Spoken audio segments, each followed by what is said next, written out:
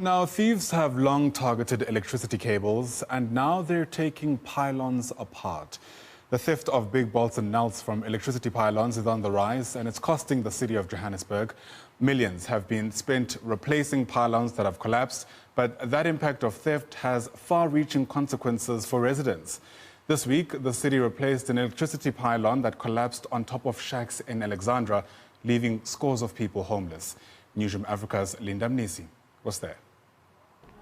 To you and I, this is just a big bolt, but it's an integral part of many other important components that make up a huge electric pylon.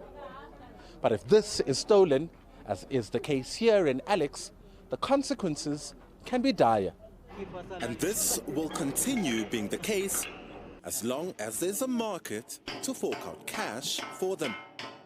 The structures stand nearly 30 meters high, squashed between the squalor and shacks, and accessible enough for thieves to take what they want.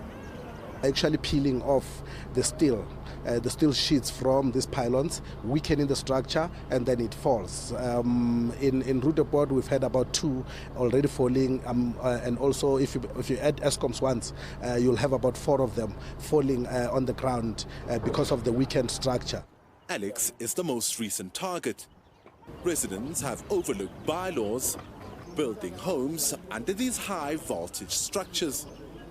We've had a situation where more people build under our lines. They build around the servitude. They also build and encroach the spaces. We had to actually move people from this spot where we are so that we are able to build because of we couldn't with most of the shacks that were around. In fact, not even shacks. There were already houses that were built here that made it difficult for us to basically work. But these costs weigh heavy on the utility. This 25.5 meter pylon is the most recent case. It costs City Power an estimated 1.2 million rands to replace. But there's 3 others. Since January 2019, City Power has forked out an estimated 4.5 million rands. But how do you calculate the impact on lives when the damage is caused by electricity infrastructure theft? In March, a fire gutted this area in Alex, leaving people homeless. Human settlement issues once again raised its ugly head. A painful reminder that the residents' lives literally hang by a thread. This woman was 7 months pregnant when the pylon collapsed on shacks. She recalls the gut-wrenching feeling as they tried to salvage their belongings. I was pregnant. We were 7 months, and you can't be in Chava Magaba now. I mean, I go back to Sava Coupe, Gabanga Mawam Wakuba, Salukun Tabinamuchelo on an even feel. Because I have been Tahan and Nukunita and Diane and Steve.